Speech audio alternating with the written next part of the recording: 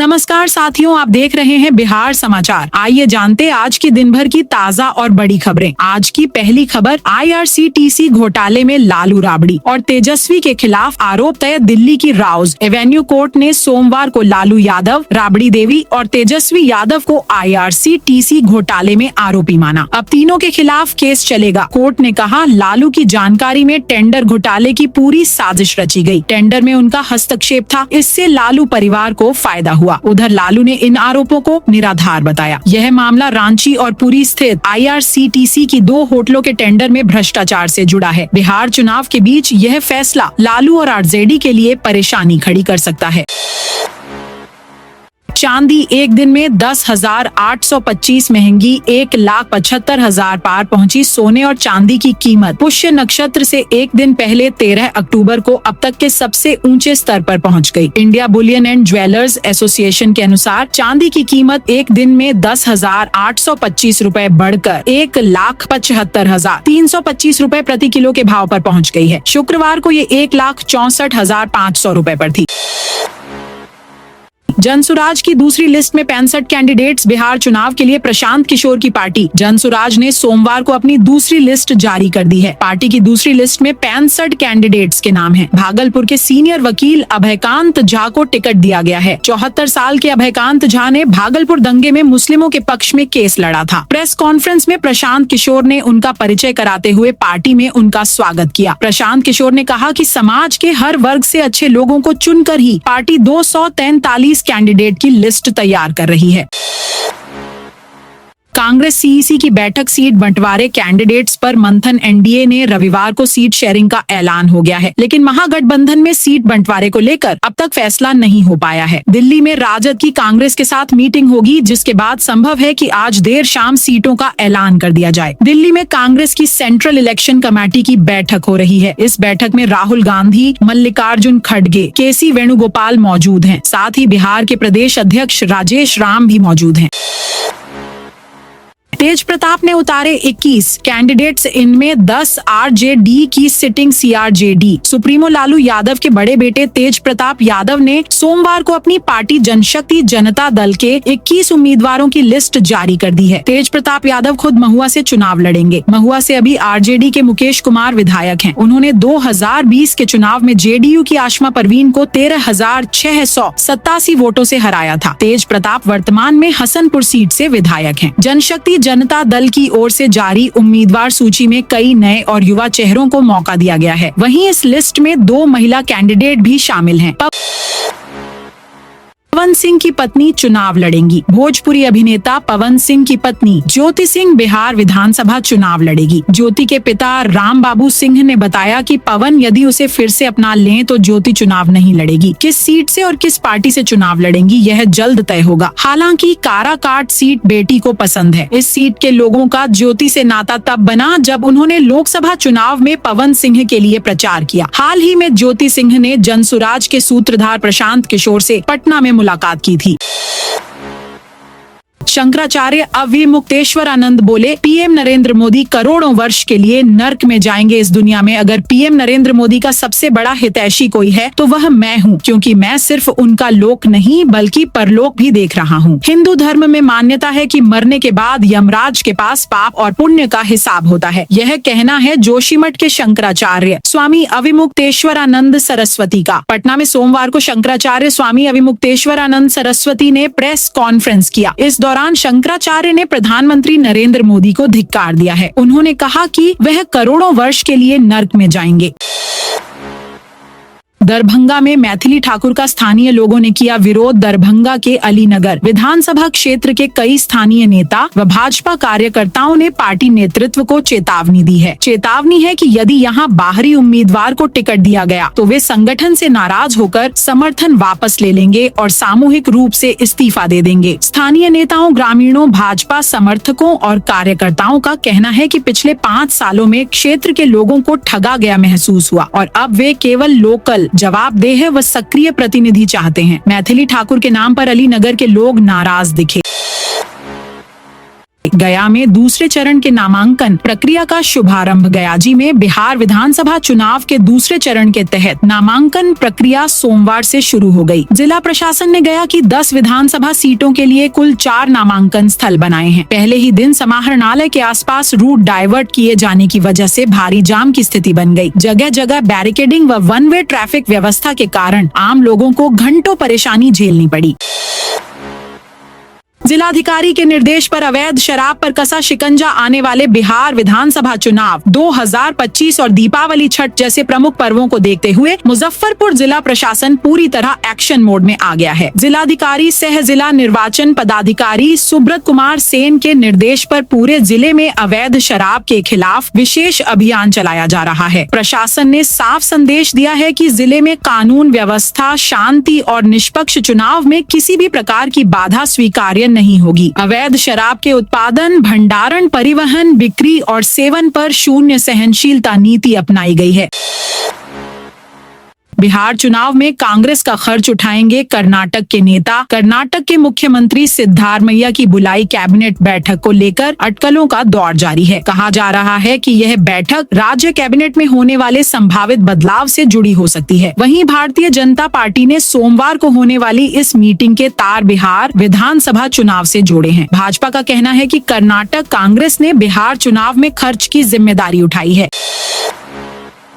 निजी भवन पर प्रचार के लिए लेनी होगी अनुमति। विधानसभा चुनाव में आदर्श आचार संहिता के पालन को लेकर प्रशासन सख्त है। सार्वजनिक या निजी संपत्ति को विरूपित किए जाने पर संबंधित व्यक्तियों के खिलाफ इसे चुनाव आयोग के निर्देश का उल्लंघन मानते हुए बीएनएस की सुसंगत धाराओं के अधीन कार्रवाई की जाएगी। इस बाबत जिला निर्वाची पदाधिकारी सह डीएम ने आदेश जारी किया है। उन्होंने अपने आदेश में कहा है कि चुनाव अभियान के दौरान भवन के मालिक की लिखित अनुमति के बिना किसी भी निजी भवन, उनकी दीवारों आदि पर पोस्टर नहीं चिपकाया जाए और न ही कोई नारा लिखा जाए।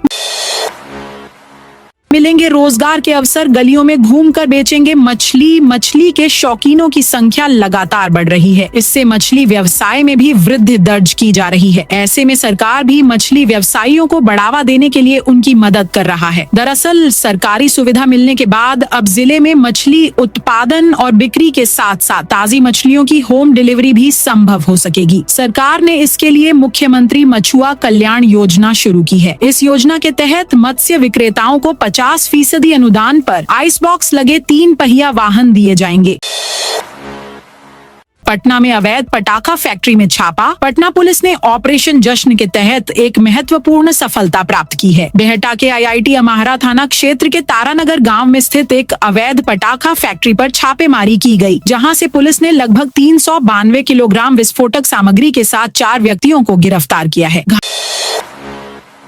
घाटों की सीसीटीवी कैमरों से निगरानी होगी छठ महापर्व में। गंगा घाटों की सीसीटीवी कैमरों और वॉच टावर से निगरानी होगी। व्रतियों की सुरक्षा और मदद के लिए नियंत्रण कक्ष बनाए जाएंगे। पर्याप्त संख्या में लाउड स्पीकर लगाए जाएंगे। रोशनी के लिए हाईमास्ट लाइटें लगाई जाएंगी। घाटों पर शौचालय, चेंजिंग रूम, पेयजल, रोशनी और साफ सफाई की व्यवस्था की जा रही है। घाटों के पास वाहन पार्किंग की बेहतर सुविधा रहेगी। खतरनाक घाटों को लाल कपड़े से घेरा जाएगा। एनडीआरएफ, एसडीआरएफ की टीमें 24 घंटे तैनात रहेंगी। बसपा प्रत्याशी लल्लू पटेल 17 अक्टूबर को करेंगे नामांकन। आगामी विधानसभा चुनाव को लेकर बसपा ने भभुआ सीट से अपने प्रत्याशी के रूप में विकास पटेल उर्फ लल्लू पटेल को उम्मीदवार घोषित किया है। सोमवार को आयोजित प्रेस कॉन्फ्रेंस में लल्लू पटेल ने बताया वे 17 अक्टूबर को नामांकन दाखिल करेंगे। इस दौरान बसपा के नेशनल कोऑर्डिनेटर रामजी गौतम, प्रदेश अध्यक्ष अनिल कुमार और स्टेट प्रभारी लालजी मेघांकर मौजूद रहेंगे। नामांकन के बाद भभुआ के जगजीवन मैदान में एक जनसभा आयोजित की जाएगी। गयाजी में नामांकन को लेकर ट्रैफिक प्लान में बदलाव। गयाजी शहर में विधानसभा चुनाव के नामांकन को लेकर नया ट्रैफिक प्लान लागू किया गया है। इसके चलते विभिन्न मार्गों पर वाहनों की आवाजाही प्रभावित हुई है, जिससे शहर के कई हिस्सों में जाम की स्थिति बन गई है। समाहरणालय परिसर में बेलागंज, गया टाउन, वजीरगंज और बोधगया के उम्मीदवार नामांकन करेंगे। गोपालगंज के सीमाओं पर अर्धसैनिक बल तैनात। आगामी बिहार विधानसभा चुनाव को शांतिपूर्ण, निष्पक्ष और भयमुक्त माहौल में संपन्न कराने के लिए गोपालगंज जिला प्रशासन ने सुरक्षा के पुख्ता इंतजाम कर लिए हैं। चुनाव की संवेदनशीलता को देखते हुए जिले की सीमाओं और प्रमुख मार्गों पर अर्धसैनिक बलों की अतिरिक्त टुकड़ियां तैनात की गई हैं। यह बल 24 घंटे गश्त और निगरानी कर रहे हैं। खगड़िया में माता कात्यायनी मंदिर मार्ग पर भीषण जाम। खगड़िया जिले के चौथम प्रखंड की रोहियार पंचायत में स्थित प्रसिद्ध माता कात्यायनी मंदिर जाने वाली सड़क पर भीषण जाम लग गया है। यह रास्ता प्रत्येक सोमवार और शुक्रवार को मंदिर में जुटने वाले भारी श्रद्धालुओं के कारण अक्सर व्यस्त रहता है, जिसे स्थानीय लोग बैराग्न कहते हैं। जानकारी के अनुसार हजारों श्रद्धालु मंदिर पहुँचते हैं, जिससे गर्मी और भीड़ के बीच आवाजाही मुश्किल हो जाती है। जाम के कारण यात्रियों और श्रद्धालुओं का पैदल चलना भी कठिन हो गया है। मौके पर पुलिस या प्रशासन का कोई कर्मी मौजूद नहीं था, जिससे यातायात व्यवस्था बहाल नहीं हो पा रही है। चुनाव ड्यूटी में लगे वाहनों की तैयारी पूरी करने के दिए निर्देश। बिहार विधानसभा आम निर्वाचन 2025 को वाहन कोषांग की अहम बैठक जिला परिवहन पदाधिकारी विकास कुमार की अध्यक्षता में समाहरणालय स्थित सभा कक्ष में आयोजित की गई। बैठक में अपर जिला परिवहन पदाधिकारी MVI ERSI सभी नोडल पदाधिकारी लिपिक व ऑपरेटरों ने भाग लिया। गयाजी में बीजेपी कार्यकर्ताओं ने नमो ऐप पर कराया रजिस्ट्रेशन। गयाजी टाउन विधानसभा क्षेत्र में बीजेपी नेता डॉक्टर मनीष पंकज मिश्रा ने कार्यकर्ताओं के साथ मेरा बूथ सबसे मजबूत अभियान के तहत नमो ऐप पर रजिस्ट्रेशन कराया। यह अभियान 15 अक्टूबर को प्रधानमंत्री नरेंद्र मोदी के सीधे संवाद कार्यक्रम को सफल बनाने के उद्देश्य से चलाया जा रहा है। नालंदा में सरकारी अधिकारियों की छुट्टियां रद्द। नालंदा में जिला प्रशासन बिहार विधानसभा चुनाव को लेकर अलर्ट मोड में है। सभी स्तर के पदाधिकारियों की छुट्टियां अगले आदेश तक के लिए रद्द कर दी गई हैं। जिला पदाधिकारी कुंदन कुमार ने यह निर्णय तत्काल प्रभाव से लागू करते हुए सभी अधिकारियों को सख्त निर्देश जारी किए हैं। 7 अक्टूबर 2025 से जिले में आदर्श आचार संहिता लागू हो चुकी है, जो चुनावी प्रक्रिया की निष्पक्षता और पारदर्शिता सुनिश्चित करने के लिए आवश्यक है। इस महत्वपूर्ण अवधि के दौरान प्रशासनिक तंत्र को पूरी तरह सक्रिय और सतर्क रखने के उद्देश्य से यह कदम उठाया गया है।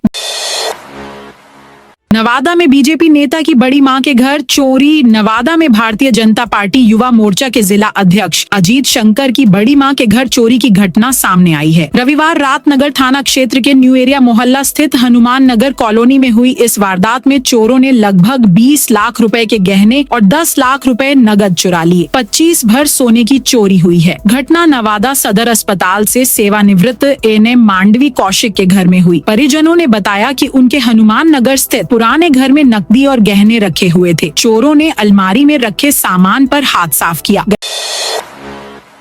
गयाजी में विधानसभा चुनाव से पहले 19 लाख जब्त। गयाजी में पुलिस ने विधानसभा चुनाव के मद्देनजर जांच के दौरान 2 व्यक्तियों से 19,95,000 रुपए नकद जब्त किए। वरीय पुलिस अधीक्षक आनंद कुमार के अनुसार कोतवाली थाना क्षेत्र में हुई इस कार्रवाई में EFST और आयकर विभाग को भी सूचित किया गया है। दोनों संदिग्धों को हिरासत में लेकर पूछताछ जारी है और पुलिस धन के स्रोत की जाँच कर रही है। अपराधी शुभम कुमार गिरफ्तार। डीएम के आदेश से जेल। सहरसा पुलिस ने बिहार अपराध नियंत्रण अधिनियम 2024 के तहत बड़ी कार्रवाई की है। अधिनियम के आदेश का उल्लंघन करने पर चिन्हित अपराधी शुभम कुमार को गिरफ्तार कर जिला मजिस्ट्रेट के आदेश पर जेल भेज दिया गया है। दरअसल शुभम कुमार नरियार वार्ड संख्या 12 सदर थाना सहरसा का निवासी है। चुनावी मैदान में सुशांत सिंह राजपूत की बहन। बिहार की राजनीति एक और दिलचस्प मोड़ पर आ गई है। महागठबंधन में अभी सीटों का बंटवारा होना बाकी है, लेकिन उससे पहले ही माले ने प्रत्याशियों की घोषणा शुरू कर दी है। माले ने अपनी उम्मीदवारों को सिंबल तक देना शुरू कर दिया है। माले के उम्मीदवारों में सबसे अहम नाम है सुशांत सिंह राजपूत की ममेरी बहन दिव्या गौतम का। दिवंगत अभिनेता सुशांत राजपूत की बहन को माले ने दीघा से उम्मीदवार बनाया है। दिव्या गौतम के अलावा घोषी सीट से रामबली सिंह को भी टिकट मिल गया है। 243 सीटों पर गौरक्षक को उम्मीदवार बनाया जाएगा। बिहार विधानसभा की सभी 243 सीटों पर गौरक्षक को उम्मीदवार बनाया जाएगा, लेकिन वह गौरक्षक कौन होंगे, इसकी जानकारी नामांकन की प्रक्रिया समाप्त होने के बाद दी जाएगी। पहले उनके नाम को सार्वजनिक कर देने पर उनका नामांकन रद्द करवा दिया जाएगा। यह कहना है गौ माता संकल्प यात्रा को लेकर समस्तीपुर पहुंचे ज्योतिष पीठाधीश्वर जगत गुरु शंकराचार्य स्वामी श्री अविमुक्तेश्वरानंद सरस्वती का। अरवल में चलाया जा रहा वाहन चेकिंग अभियान। अरवल में पुलिस अधीक्षक मनीष कुमार के निर्देश पर सभी थाना क्षेत्रों में सघन वाहन जांच अभियान चलाया जा रहा है। इसी कड़ी में बैदराबाद ओपी प्रभारी ने दुपहिया और 4 पहिया वाहनों की तलाशी ली। जांच के दौरान कई लोग बिना हेलमेट और उचित कागजात के वाहन चलाते पाए गए। इन पर चालान की कार्रवाई की गई। ओपी प्रभारी ने किसी भी सिफारिश को नहीं माना। भागलपुर दंगा पीड़ितों का केस लड़ने वाले वकील लड़ेंगे चुनाव। भागलपुर दंगा के 880 से ज्यादा पीड़ितों का केस लड़ने वाले वकील अभयकांत झा को जन सुराज पार्टी ने अपना प्रत्याशी बनाया है। 74 साल के अभयकांत झा भागलपुर सिविल कोर्ट के सीनियर वकील हैं। वे भागलपुर बार एसोसिएशन के अध्यक्ष भी रहे हैं। अभयकांत पहली बार चुनाव लड़ेंगे। वे सामाजिक कार्यों में काफी एक्टिव माने जाते हैं। अरवल में चलाया जा रहा वाहन चेकिंग अभियान। अरवल में पुलिस अधीक्षक मनीष कुमार के निर्देश पर सभी थाना क्षेत्रों में सघन वाहन जांच अभियान चलाया जा रहा है। इसी कड़ी में बैदराबाद ओपी प्रभारी ने दुपहिया और 4 पहिया वाहनों की तलाशी ली। जांच के दौरान कई लोग बिना हेलमेट और उचित कागजात के वाहन चलाते पाए गए। इन पर चालान की कार्रवाई की गई। ओपी प्रभारी ने किसी भी सिफारिश को नहीं माना। इस अभियान के दौरान सीआरपीएफ के जवान भी मौके पर मौजूद रहे। उन्होंने बिहार विधानसभा चुनाव 2025 को लेकर फ्लैग मार्च किया। इसका उद्देश्य अरवल के निवासियों में विश्वास पैदा करना था कि वे निश्चिंत और निर्भीक होकर अपने मताधिकार का प्रयोग करें।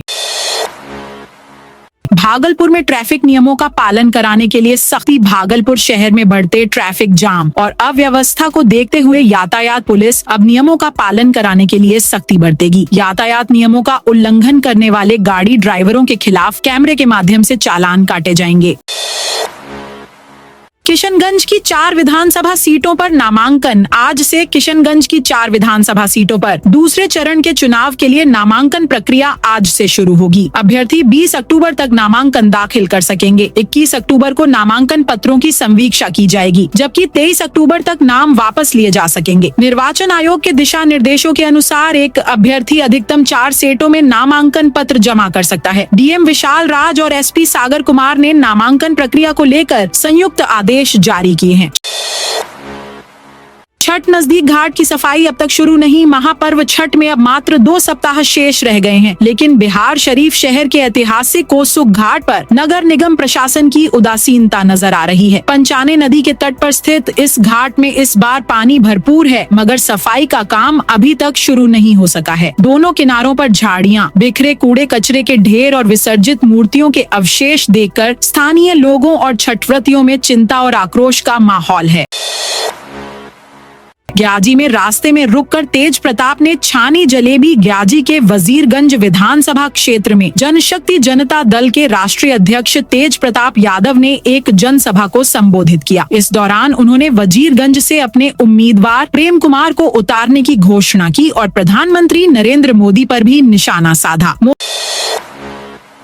मोतिहारी में 20,000 लीटर अवैध शराब नष्ट। मोतिहारी पुलिस ने विधानसभा चुनाव से पहले शराब माफियाओं के खिलाफ बड़ी कार्रवाई की है। छापेमारी में लगभग 20,000 लीटर अवैध जावा पास शराब मौके पर नष्ट की गई। इसके अतिरिक्त 400 लीटर छुआई देसी शराब और 87.720 लीटर अंग्रेजी शराब बरामद की गई। इस अभियान के दौरान कुल 17 लोगों को गिरफ्तार किया गया है।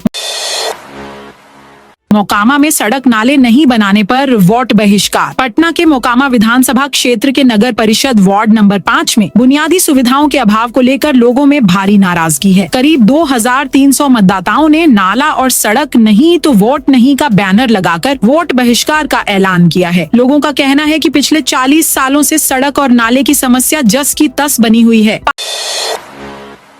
पावापुरी जल मंदिर फिर लौटेगी संगमरमर की चमक। धूल और मौसम की मार से फीकी पड़ चुकी बिहार के ताज की संगमरमरी चमक एक बार फिर लौटने वाली है। भगवान महावीर स्वामी के पवित्र जल मंदिर, जो सदियों से आस्था और स्थापत्य कला का अनूठा संगम रहा है, अब अपने खोए हुए वैभव को पुनः प्राप्त करने की दिशा में अग्रसर है। पावापुरी का यह ऐतिहासिक जल मंदिर, जो एक मनमोहक सरोवर के बीच स्थित है, न केवल जैन समुदाय की आस्था का प्रमुख केंद्र है, बल्कि देश विदेश के पर्यटकों के लिए भी आकर्षण का विशेष स्थल रहा है।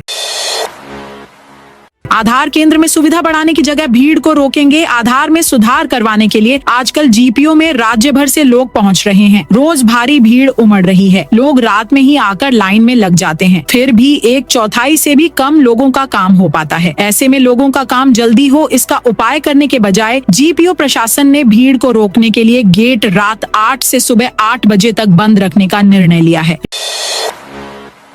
रणजी ट्रॉफी के लिए बिहार टीम की घोषणा। बिहार क्रिकेट एसोसिएशन ने रणजी ट्रॉफी सत्र 2025 से 26 के पहले 2 मुकाबलों के लिए बिहार की सीनियर टीम की घोषणा कर दी है। चयन समिति ने 14 खिलाड़ियों को शामिल किया है। टीम की कमान साकिबुल गनी को सौंपी गई है, जबकि उपकप्तान की जिम्मेदारी वैभव सूर्यवंशी निभाएंगे। इस साल बिहार की टीम, बिहार की क्रिकेट टीम, प्लेट ग्रुप में खेल रही है। पिछले रणजी सत्र में खराब प्रदर्शन की वजह से बिहार को एलीट से प्लेट ग्रुप में आना पड़ा। दोस्तों, यह थी आज बिहार की ताजा और बड़ी खबरें।